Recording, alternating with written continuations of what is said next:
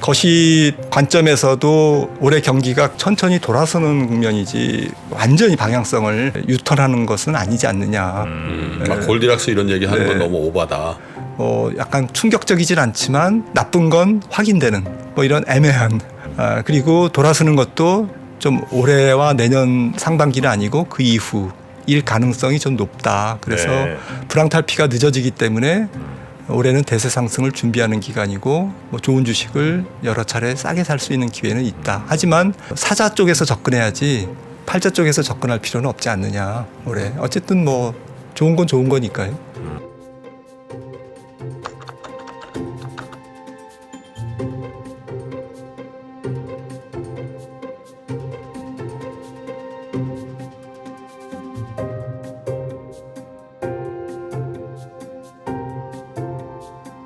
자, 그럼 저희는 오늘 김한진 박사님과 함께 네.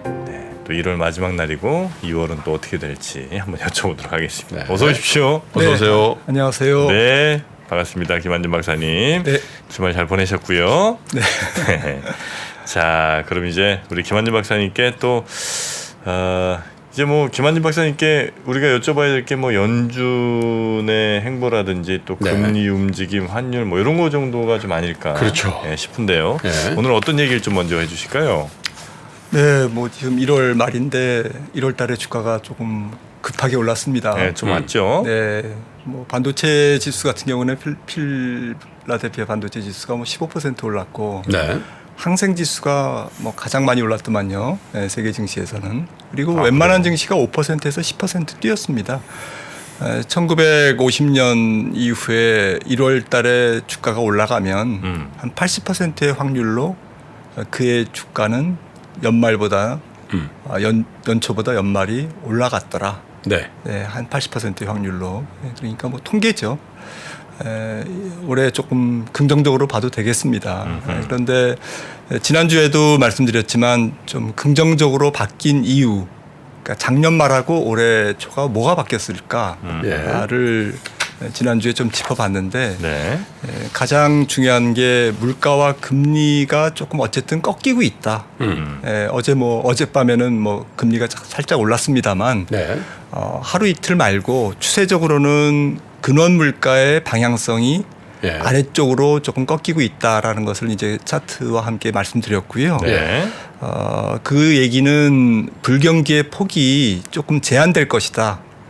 하지만 근원 물가가 천천히 꺾이기 때문에 경기 침체의 기간은 조금 길어질 수 있다라는 차원에서 말씀을 드렸고, 그래서 올해 전체적인 주식시장의 환경이 작년에는 스태그플레이션이고 역금융 장세였지만 올해는 디스인플레이션, 물가가 떨어지면서 역실적 장세인데 이 역실적 장세의 실적이 둔화되는 그런 흐름이 플래팅만 해지면 조금 밋밋해지면 가파르지 않고 밋밋해지면 그거는 대세 상승으로 이어질 수 있다. 대세 상승이요? 네, 대세 상승으로 이어질 수 있죠. 왜냐하면 금리는 떨어지고 앞으로 떨어질 거고 물가는 더 떨어질 거고 천천히지만 그리고 실적이 마지막 이제 그 관건인데 네. 실적이 지금 가파르게 이제 주식시장을 위협하다가 계속 위협하다가 실적이 플래티닝해지면 실적의 둔화세가 좀 완만해지면 역실적 장세가 마감되고 결국 강세장인 금융장세로 넘어갈 거다. 네. 올해는 지금 그 과도기다. 올해가 과도기. 전환기고 과도기일 거다. 그러니까 역실적 장세가 안 남은 건 아니다. 실적도 꺾이고 앞으로 물론 이제 주가가 일부 반영했죠. 네. 하지만 얼마나 더 꺾일지는 사실 단언할 수 없잖아요. 그래서 올해 전체적으로 디스인플레이션의 역실적 장세인데 그거는 대세 상승으로 가는 전환점이 아닐까. 그래서 강세장의 조건은 어쨌든 경기 둔화폭보다는 금리 안정폭이 좀 클 것. 그러니까 금리 안정폭이 경기 둔화폭보다 조금 확실하게 조금 나타날 것. 그러니까 금리는 떨어지고 경기는 조금 둔화되면 이게 결국엔 주식시장이 역실적 장세를 벗어날 수 있는 신호가 아닐까. 올해가 대세 상승이라는 말씀은 아니신 거죠? 올해가 대세 상승을 준비하는 기간이고 대세 상승으로 넘어가는 전환기일 거다라는 거고요. 뒤에서 말씀드리겠지만 전체적으로는 좀 우여곡절이 있지 않을까. 그래서 오랜만에 제가 댓글을 보고 지난주 출연한 다음에 네. 거의 한 1년 만에 본 것 같습니다. 보고. 댓글을? 네, 그래서 아예 안 보세요? 네, 그래서 대댓글을 좀 달았습니다. 한 네. 3분 정도에. 달아주셨어요? 네, 네, 네. 그래서 왜 이렇게 뷰가 바뀌었냐? 아니면 뭐 좀 진짜 뭐 주식을 못 샀는데 지금이라도 사야 되냐? 뭐 이런 분들한테 조금 댓글을 달아드렸는데 네. 조금 기회는 장기 투자자 입장에서는 올해 기회는 많을 거다. 천천히 접근하셔도 될 거고. 서두르지 않아도 된다. 네. 1월 달에 가령 주가가 올랐으면 2월 달에는 조금 조정 보일 수 있고 그럼 또 3월 달에는 다시 올라갈 수 있고 퐁당퐁당 홀짝 게임 비슷하게 올해는 계속 헷갈리게 할 것 같지만 채널 안에 갇힐 거다라는 말씀하시죠. 하지만 그래도 저점은 조금씩 높아지면서 연말 주가는 연초보다 조금 높게 형성되는 우상향의 추세가 아닐까. 올해? 네, 네. 네. 그렇게 생각을 그런데 막 합니다. 그 2021년 경험했던 그 V자 쉐이프를 상상하지 말아라. 네, 저는 뭐 그렇게 조심스럽게 보고 있습니다. 그 상상은 안 해요. 맞든 저도. 틀리든. 1월 달에 꽤 많이 반등했다고 보시는 거네요. 네, 1월 달에 반등한 게 뭐 너무 성급한 부분도 있지만 또 수급적인 요인도 있지 않습니까? 하지만 또 펀더멘탈한 요인은 10년물이 100bp 빠졌잖아요. 작년 11월 비해서 올 1월 중순까지 3.4까지 빠졌고 경기가 이제 유로존 그다음에 뭐 어제 뭐 독일 지표는 안 좋게 나왔고 안 좋게 나왔죠. 스페인도 물가가 다시 또 5개월 만에 오르고 약간 이상한 조짐이 그러니까 그게 약간 바로 안 잡히는 거죠.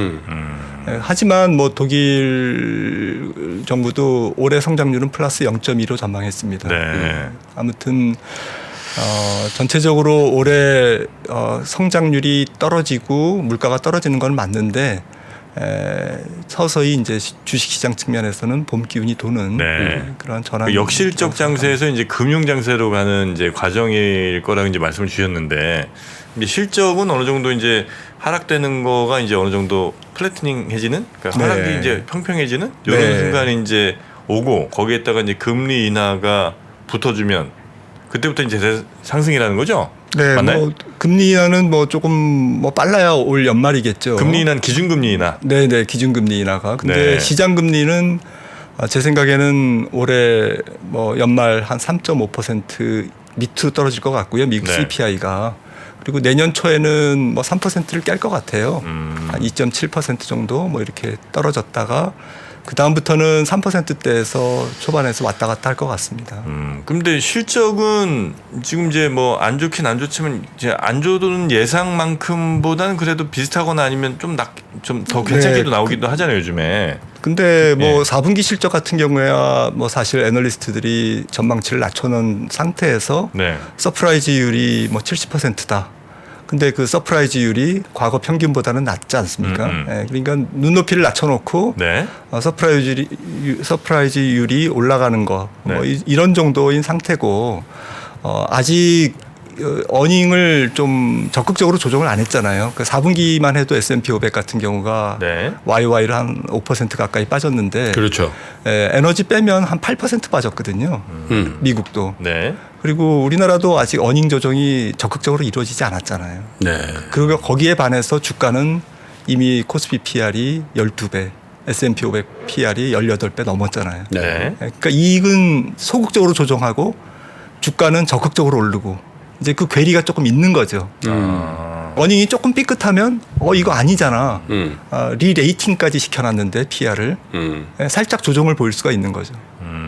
막 골디락스 이런 얘기 하는 건 네. 너무 오바다. 네, 상승분을 반납할 수 있을 거라고. 그 과정은 한번 거쳐야 되는 거군요. 올해 내내 거칠 것 같습니다. 아. 올해 내내 왔다 갔다 할 것 같다라는 생각이 그냥 뇌피셜입니다. 네네네. 생각을 하고 거시 관점에서도 올해 경기가 크게 항공모함이 돌아가서는 천천히 돌아서는 국면이지 이렇게 팔딱팔딱 이렇게 완전히 방향성을 유턴하는 것은 아니지 않느냐. 네네. 그래서 좀 팩트 체크를 저는 다시 한번 뭐 시청자분들이 좀 지겹게 들리실지 모르겠습니다만 물가랑 경기를 다시 한번 오늘 차트를 갖고 왔습니다. 네, 한번 보죠 그러면. 네, 조금 고민하다가 예.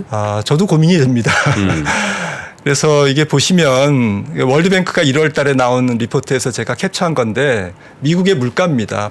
까만색 바가 막대가 근원이에요. 근원이 지난달에 4.3가 찍었잖아요. 네. 예, 그러니까 근원이 조금 이제 살짝 올라가고 이제 뭐 업데이트가 조금 안 됐는데 월드뱅크가 다시 이제 여기 거의 이제 여기 선에서 왔다 갔다 하는 겁니다. 지금 4에서 6%, 4에서 5% 사이에서 지금 왔다 갔다 하고 비근원 헤드라인이죠. 합친 게 비근원이 이게 줄고 있잖아요. 그러니까 지금 근원과 비근원이 만나고 있어요.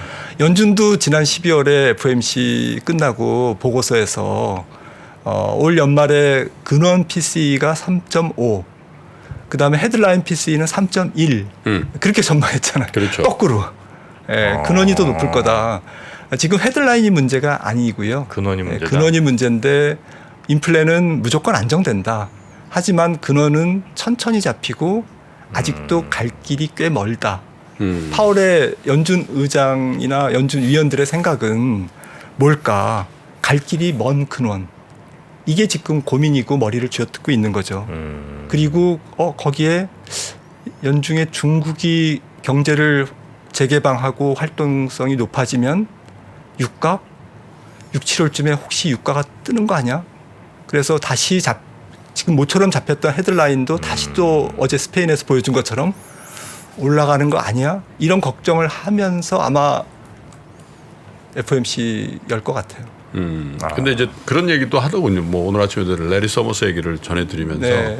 비슷한 관점, 그러니까 이제 경기 침체에 대한 대비를 주문하면서도 시장의 오버슈팅에 대해서도 걱정하는. 맞습니다. 네, 연준 정책 결정자들이 당연하죠. 10% 네. 이상 오르는 나스닥을 네. 보면서 야 이게 어떻게 해야 되냐 이런 고민을 줄 거다. 맞습니다. 시장이. 금융 컨디션이 작년 3월 첫 금리 인상 시점보다 더 좋아졌거든요. 네.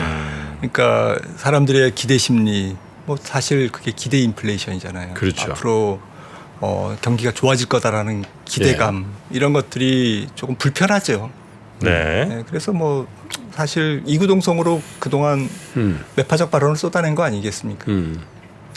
그다음에 이제 어닝이 아까도 말씀이 있으셨습니다만 우리 예상보다는 조금 좋게 나온 거지만 네. 그래도 부진한 거다. 네, 올해 전체적으로 보면 어쨌든 S&P 500 EPS 기준으로 뭐 230달러 선에서 작년에 네. 올해는 나쁘게 보는 데가 190까지 보잖아요. 네. 190달러까지 보고 뭐 평균 컨센서스가 200달러 언저리잖아요.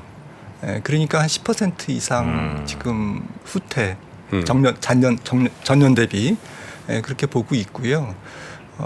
물론 이제 과도한 우려인지 뭐 막상 지나보면 기업들의 인플레이션에 대한 극복, 그다음에 생산성 개선, 네. 또 원가 절감 뭐 이런 효과가 의외로 나타날 가능성, 뭐 많은 뭐 여러 가지 좋은 점과 나쁜 점이 충돌하고 사실 연준의 통화 긴축이 기업마다 스며드는 정도가 다를 거잖아요.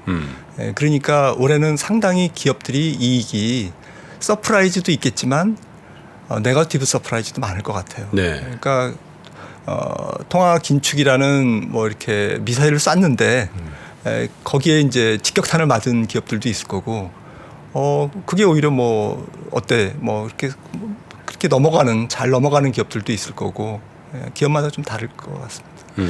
그런데 매크로 상에서는 어쨌든 올해는 경기가 완연히 둔화되는 것은 맞다. 예. 그래서 금리가 내려갈 거라고 저는 보는 거고요. 총수요가 약화될 거다라고 보는 거고 중국이 경제를 재개방해도 유가가 한 100불 정도는 갈 수 있겠지만 그 이상 일각에서 얘기하는 110불, 120불로 가지는 않을 거다라고 생각을 하는데요. 그 이유는 이 차트를 보시면은 전 세계 경제 성장률이 있는데 2010년부터 지난 10년간, 그러니까 요 부분입니다. 요 부분에 지난 10년간의 팬데믹 전까지의 성장률이 세계가 3.2였어요. 네. 근데 월드뱅크가 지난번에 1.7로 예상했잖아요. 그렇죠. 네. 그리고 미국이 이 기간 2010년부터 19년에 2.3%였는데요. 지금 미국이 올해 컨센서스가 0.5잖아요. 저는 0% 이하로 보고 있고요. 그리고 독일이 이 기간 동안 2%인데 독일 정부가 올해 0.2로 보고 있잖아요. 이게 현주소라는 거죠. 이 정도로 수요가 위축되는 기간이다. 물론 이게 주가를 바로 설명하지는 않습니다. 왜냐하면 올 중반만 돼도 내년 성장률, 내년 기업이익을 땡길 거잖아요. 그렇죠. 그렇기 때문에 여기에 매몰될 필요는 없지만 예. 저희의 관심인 금리나 올해 경기의 특성 혹은 경기의 수요가 어느 정도 둔화될 거냐. 네. 이런 부분에서는 올해는 경기와 어닝은 당초 우려보다 나쁘지 않은 것이지 부진, 경기 후퇴, 리세션이 아닌 것은 아니다라는 거죠. 리세션은 맞다. 네네. 경기 후퇴는 맞고 부진하다. 그리고 내년에도 회복되지만 올해보다는 낫겠지만 그렇게 큰 폭의 회복 가능성은 높지 않고 거듭 말씀드리지만 내년 중반 정도의 불황을 탈피할 것 같다. 내년 상반기 정도의 불황을 탈피한다 그러면 네. 결국 올해 중반 정도는 주가가 1년 정도를 앞당겨 반영하면 주가는 우상향 쪽으로 방향을 틀 가능성이 굉장히 높은 거죠. 뭐 기업이익도 어닝을 뭐 따라간다고 보면 네. 기업이익도 기업 어닝 리세션이 탈피되는 시점은 내년 중반 정도로 보는 게 맞지 않을까. 그러면 뭐 주가가 적어도 6개월에서 12개월은 선행하기 때문에 올 하반기는 조금 편안한 상태가 아닐까. 근데 이제 그건 이제 어닝 관점에서는 이제 뭐 6개월 내지 1년의 선행성이라는 측면을 감안해 보면 박사님 분석에 따르면은 올해 중반기 그 정도가 이제 상승의 시작점이라고 이제 봐야 될 것 같은데 통화 정책이라는 관점에서 일단 뭐 레리 서머스도 1월 달까지만 해라라고 명시적으로 얘기하고 있는 거고 더 적극적으로 보는 사람들도 한 번 정도가 더 남았지 않냐 이렇게 보는 거 아니에요. 그러면 통화 정책이 긴축의 종료, 뭐 완화적으로 금리를 낮추는 건 뭐 언제 할지 모르겠지만 긴축의 종료를 감안해서 보면 이미 증시는 바닥권이고 다시 올라가는 그 궤도에 들어와 있는 거 아니냐 이렇게 보는 시각도 있잖아요. 뭐 상대적인 것 같습니다. 긴축의 종료를 주가가 좀 반영했냐 안 했냐. 저는 뭐 거의 90% 반영했다라고 생각을 하고 있고요. 그게 뭐 PR이 얘기해주지 않느냐라는 거죠. 올해 말씀드렸듯이 뭐 성장률이 과거 10년 평균보다 이렇게 낮고 세계 교육 증가율이 1.6%. 2000년에서 2019년의 평균에 거의 절반도 못 미치는 세계 교육 증가율. 수출 기업들이 어렵다라는 거잖아요. 이런 것들이 어쨌든 역실적 장세를 의미하는데 그럼에도 불구하고 PR이 올라가는 방향이다. 이거는 뭔가 다른 요인이 주가를 움직였고 그 다른 요인이 바로 연준의 통화 긴축이 대단원의 막을 내리고 있다. 연준뿐만 아니라 많은 국가의 중앙은행들이 밸류에이션 멀티플이 올라가는 게 올라가는 게 이제 그런 부분들을 반영하고 있다라는 거고 아직 이런 경기 측면, 펀더멘탈 측면, 어닝 측면 이런 부분들은 좀 소극적으로 반영하고 있는 게 아닌가. 그렇다고 어닝이 뭐 무지막지하게 꺾인다. 또 이렇게만 볼 수도 없잖아요. 올해. 정말 뭐 적자가 수두룩하고 올해 뭐 많은 기업들이 어려울 거다. 뭐 가령 뭐 삼성전자만 해도 올해 이익이 그렇게 크게 준다라는 게 다 알려져 있잖아요. 다 알려져 있고 그래서 삼성전자 PR이 굉장히 낮잖아요 아직. 여전히 이제 이런 부분들은 어쨌든 그 괜찮은데 어쨌든 그 주가가 올라갈 수 있는 대세 상승의 필요 조건과 충분 조건이 있을 텐데. 필요 조건 쪽의 부분은 이제 연준의 긴축은 멈추고 금리는 내려간다라는 거. 충분 조건은 시장 금리는 내려간다라는 거. 그래서 장단기 금리 차가 더 리버전 된다라는 거. 역전된다라는 것은 오케이. 그런데 충분 조건 쪽에서는 이제 경기죠. 경기가 돌아서야 되는 거고 만약에 경기가 한 9월 정도에 이제 불황을 타피한다. 그러면 지금 사야죠 적극적으로. 뭐 좌고우면하지 말고. 적극적으로 대세 상승장을 지금부터 준비해야 되는데 내년 중반에 겨우 이제 완만하게 불황을 탈피한다. 이러면 그 사이에 여러 가지 일이 있을 수 있는 거죠. 하지만 방향성은 우상향인 거죠. 완만한. 긴축적인 통화 정책의 종료가 사실 시차를 둡니다마는 네. 기업들의 투자의 마인드를 살리죠. 네. 예를 들면 야 이거 2분기에도 금리 올릴 거고 3분기에도 금리 올릴 거라면 기업을 경영하는 사람들 입장에서는 무슨 투자야. 그쵸. 스톱. 현금 확보 이렇게 돼 있는데 네. 자 1월에 금리 올리는 거 종료해 이제요. 뭐 2월에 종료해요. 예를 들면 그러면 야 슬슬 우리도 뭐 좀 해봐야 되는 거 아니냐. 이렇게 돼서 사실 기업들이 투자에 나서고 그러면서 사실은 네, 사실 돌아가죠. 경기가 이제 돌아가는 네. 이제 그 국면이라서 사실 통화 정책이 경기에 이렇게 영향을 주니까 정책 아니겠습니까? 네. 그래서 조금은 그 텀을 길게 잡으신 거 아닌가. 통화 정책이 경기에 주는 영향이 시장에 구현되는 그 텀을 거의 수 한 있죠. 6개월에서 1년을 잡으신 네. 건데. 좀 길게 잡은 편이죠. 예. 그 이유는 뭐 저번 방송에서도 말씀드렸듯이 앞서도 오늘도 앞서 말씀드렸듯이 네. 근원 물가가 너무 높다. 물가가 실제로 잡혀가지만 네. 되게 천천히 잡혀간다라는 거고 근원 물가가 잡히는 기간 동안에는 뭐 고용, 임금, 소비 이런 것들이 좀 잡혀간다는 얘기잖아요. 그래서 경기가 다운턴이다라는 거죠. 네. 그래서 물론 연착륙입니다. 연착륙이지만 어쨌든 근원 물가가 지금 너무 많이 올라 있어서 이게 정상 수준으로 내려오는 그 각도가 매우 완만하기 때문에 경기가 불황을 탈피하는 각도도 완만할 것이다.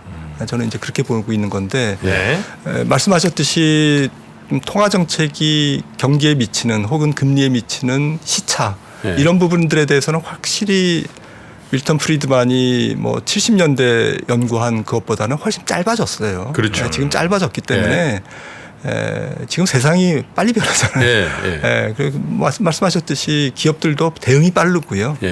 그래서 이런 부분들은 앞으로 뭐 제가 체크해 보겠습니다. 그리고 이제 한 가지 더 말씀을 드리고 싶은 거는 그동안에 주도했던 회사들이 고금리에 취약한 고금리가 되는 순간 주가가 오르지 못할 수밖에 없는 빠질 수밖에 없는 그런 이제 빅테크를 위시한 그런 회사들이었잖아요. 근데 이제 금리가 레벨 다운 됐고 더 금리가 상승할 거라는 전망은 사실 별로 없거든요. 그럼요. 얼만큼 더디게 빠질 거냐 아니면 뭐 유지할 거냐 거냐? 아니면 더 빨리 빠질 거냐를 이제 논하고 있는 관점이라면 그렇죠. 이런 추세에서 그 고금리 국면 한 1년 동안 진행됐던 금리 앙등기에 다쳤던 어떤 그런 주식들에 굉장히 많이 빠져요. 최근에 뭐 반등을 했습니다마는 작년에 너무 많이 빠져가지고 고점 대비해 보면 아직도 많이 빠져 있기 때문에 이런 주식들의 시총이 아직도 높잖아요. 이런 주식들의 복원력을 글쎄요. 이게 좀 감안해서 보면 지수에 대한 생각도 조금은 만약에 그런 관점에서 본다면 금리적인 관점에서 본다면 조금 어떻게 봐야 될까? 그래서 뭐 거듭 말씀드리지만 금리를 기준으로 시장을 뭐 금리 디펜던트로 보는 게 맞는 것 같아요. 그래서 뭐 가령 뭐 말씀드리기 편하게 미국제 10년물이 뭐 3% 근처에 접근하면 조금 더 적극적으로 PR이 높은 주식을 사도 된다. 아니면 뭐 성장성이 높은 주식을 사도 된다라는 거고요. 근데 이제 시장 금리가 내려간다는 얘기는 결국엔 경기가 조금 둔화된다는 얘기잖아요. 그래서 이 트레이드오프 관계니까 이게 상충된다라는 거죠. 어느 기업인가는 이익이 꺾인다라는 얘기거든요. 미국제 10년물이 올 연말에 3%를 찍는다. 3% 아래로 간다라는 얘기는 어떤 기업은 좀 이익이 망가진다라는 의미와 같고 그런 측면에서 뭐 이거를 그런 기업들을 다 합친 경제 성장률, 경제 성장률이 좀 탄력적으로 돌아서느냐, V자로 돌아서느냐, 아니면 완만하게 돌아서느냐, 이런 부분들이 굉장히 중요할 것 같습니다. 그러니까 불황 탈피가 빨라지면 대세 상승은 빨라진다. 불황 탈피가 늦어지면 올해는 주가가 비스듬한 갈팡질팡 N자형, 약간 비스듬한 N자형이 여러 차례 반복될 수 있는 거죠. 약간 저점은 높아질 수 있어도. 그래서 이게 MSCI 월드와 주가 지수와 파란색이 주가 지수입니다. 세계 주가 지수고요. 빨간색 선이 전 세계 경제 성장률 오른쪽 축입니다. 예. 그런데 2000년부터 그랬는데 경기가 좋을 때 대세 상승이 일어났잖아요. 경기가 그러네요. 항상 좋을 때 예. 이거를 제가 MSCI 월드를 주가를 경기에 6개월 선행해서 조정해서 그렸어요. 예. 그러니까 주가가 경기에 6개월 정도 선행해서 보니까 주가가 조금 더 선행하는 경우도 있네요. 예. 무려 1년 정도 선행하는 경우도 있고. 그러네요. 네. 그런데 이런 경기는 지금 아니다라는 거죠. 올해가. 그 내년까지도. 그리고 오히려 2018년에 좀 비슷하죠. 경기가 조금 깨작깨작거리는. 더 무너지진 않는데 골디락스 약간 충격적이진 않지만 나쁜 건 확인되는 뭐 이런 애매한. 그리고 돌아서는 것도 좀 올해와 내년 상반기는 아니고 그 이후일 가능성이 좀 높다. 그래서 네. 불황탈피가 늦어지기 때문에 올해는 대세 상승을 준비하는 기간이고 네. 주식을 좋은 주식을 여러 차례 싸게 살 수 있는 기회는 있다. 하지만 사자 쪽에서 접근해야지 팔자 쪽에서 접근할 필요는 없지 않느냐. 올해 어쨌든 좋은 건 좋은 거니까요. 야, 근데 보니까 22년 정도 되는 차트 구간에서 네. 규모 있는 낙폭을 보였던 저기 이제 월드 인덱스니까 네. 규모 있는 낙폭을 보인 이후에 횡보 국면은 용서를 하지 않는군요. 없군요. 보니까 차트상 고점에서 횡보 이 채널은 있는데 보시면 네. 2000년도부터 2023년도까지 예. 낙폭이 있었잖아요. 네. 그게 저게 전형의 V자 쉐이프거든요. 예. 그 다음에 2008년 저건 당연히 금융위기 때니까 네. 더 날카로운 V자 쉐이프가 나왔을 거고 그 다음에 2016, 15년도에 그 조정 국면도 사실 굉장히 짧았던 거죠. 저게 사실 짧죠. 짧죠. 크게 보면 경기가 무너지지 않았잖아요. 예. 무너지지 않았기 때문에 짧게 끝난 거죠. 예. 예. 만약에 경기가 이렇게 무너졌으면 일로 아래로 꼽아 20년도 꽂았겠죠. 마찬가지거든요. 경기 완전 무너졌잖아요. 맞습니다. 순간적으로는. 네. 근데 굉장히 가파른 회복력. 물론 이제 과격한 통화 정책이 끌어올린 거긴 한데 그래서 이제 22년 동안 23년 가까이 된 채널 차트를 보면서 지금 이제 낙폭을 한 30% 정도 기록한 국면에서 이제 한 1년 이상 낙폭 이후에 이 채널 그러니까 쭉 횡보하는 갇히는 구간들이 나올까 더 빠지지 않으면 올라가는 거지 그런 생각도 좀 빠지지 해보는데. 않는다는 것은 올라가는 거지 네. 갇히고 이렇게 좀 그 박스권에 오래 네. 머물까 이런 거죠. 그렇죠. 네. 그래서 결국 경기에 달려 있을 것 같아요. 예. 네, 경기가 조금 빨리 의외로 앞서 지적하셨듯이 기업들이 이렇게 눈치채고 오히려 위기를 기회로 삼자. 그리고 이제 마켓 시어 늘리고 투자하고 으쌰으쌰하고 다시 또 언제 그러냐는 다시 고용 늘리고 이러면 사실 불황도 언제 그랬냐는 뜻이 짧게 지나가는 거죠. 근데 그러기에는 제 생각에는 물가가 아직도 방해꾼이다라고 생각하고 연준의 피봇, 그러니까 금리를 조금 내리는 시기까지는 시기가 조금 남아 있고 인플레이션의 레벨이 조금 더 내려와야 된다라고 이제 아직까지는 보고 있습니다. 전반적인 우상향의 반대. 그러니까 무슨 소리야? 다시 한번 크게 빠지는 국면이 나올 수 있는 돌발 변수는 뭐가 있을까요? 만약에 그런 상황이 벌어질 수 있다면. 그거는 이제 인플레이션이겠죠. 왜냐하면 다시 6월이나 7월 정도에 연준이 한 50bp 인상한다. 예. 그런 얘기하고 실제로 인상도 하고. 예. 물가 때문에. 네. 스페인 사태가 다시 재현되는 거죠. 미국에도. 근데 제 생각에는 좀 가능성이 높지는 않습니다. 적다. 네. 지금 금융 환경을 보시면 마지막으로 미국의 M2 GDP와 연준의 보유자산 GDP거든요. 빨간색 선입니다.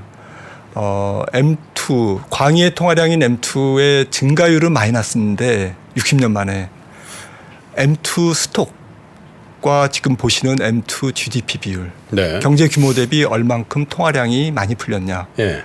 이런 통화 스톡의 GDP 비율을 보시면 살짝 지금 고개가 살짝 둔화된 거지 예. 어마무시한 유동성의 팽창이 그렇죠. 그동안 일어났습니다. 네. 그래서 총 통화가 크게 줄지 않았다는 거죠. 그래서 이 유동성 요인은 올해도 불규칙한 랠리나 혹은 우리가 예상하지 못했던 거품을 만들 수도 있어요. 저는 그렇게 봅니다. 유동성은 사실은 괴물이잖아요. 그렇죠. 괴물이 지금 숨어 있는 거지 다시 언제 나타날지 몰라요. 그러니까 의외로 뭐 이상한 장이 나타날 수도 있는 거고 만약에 이제 인플레이션 때문에 주가가 폭락하면 제 생각에는 유동성 때문에 그렇게 겁을 먹을 필요가 없을 것 같아요. 네. 양날의 검이군요. 네. 그리고 중국발 유가 상승과 금리 상승이 지금 올해 가장 큰 연준의 통화 정책의 근심거리일 겁니다. 그리고 연준의 미국 정부의 부채 한도 협상 있지 않습니까? 네. 4월이 텍스 기간이잖아요. 그렇죠. 4월 15일. 그래서 4월 전에 2, 3월이 유동성 환경이 좋아요. 계절적으로는. 그리고 텍스가 일어나고 텍스가 세수가 증가한 다음에 4월 달에서 5월 달 정도가 미국의 그 재무부의 일반 회계 개정으로 본 유동성 컨디션은 4월 달과 5월 달이 조금 나쁠 것 같습니다. 그리고 10월이 이제 새해 내년도 그 예산 협상이잖아요. 그렇죠. D-Day이지 않습니까? 그래서 그 10월 이전에 3분기의 유동성을 부채를 많이 땡길 것 같아요. 그래서 4월과 만약에 금리가 오른다면 4월과 5월, 7월과 8월 정도를 좀 조심하시는 게 좋을 것 같습니다. 그런 일 없었으면 좋겠어요. 그 정도 변수까지만 오늘은 알아보고 우리 김환진 박사님은 보내드리도록 하겠습니다. 다음 주에 뵙겠습니다. 네, 고맙습니다. 감사합니다. 감사합니다. 지난 여름 특별한 인사이트로 우리를 놀라게 했던 임형록 교수. 그럼 안쪽에 쓸 돈이 있을까요? 없을까요? 비겠죠. 그렇죠. 돈이 없죠. 그래서 여러분이 원하시는 인프라 투자가 안 되는 거예요. 그러니까 급격한 반등은 없다고. 러시아 우크라이나가 뭐 종전이 언제 될는지 저희가 알 수는 없습니다만 벌써 우리 예상 밖으로 길어졌어요. 전쟁이 언제 끝날 것 같고 어떤 의미가 있습니까? 자, 여러분들께서 결론적으로 전쟁이 끝나냐고 물어보면 안 끝납니다. 오래 갈 거예요. 일단 여러분들께서는 평택 이하 쪽으로는 열심히 하시면 안 돼요. 상황이 좋지가 않아요. 수도권도 안 좋은 상황인데 평택 이남 쪽은 더 안 좋으니까. 그가 미리 본 2023년의 모습을 우리에게 전해줍니다. 그러니까 이게 좀 잔인한 말이기도 하지만 그게 진실이니까요. 200분의 관객과 3시간 동안 이루어질 질의응답. 운이 좋으시다면 임형록, 김프로와 함께하는 저녁 식사의 기회도 잡으실 수 있습니다. 3프로TV 유튜브 커뮤니티에서 신청하세요.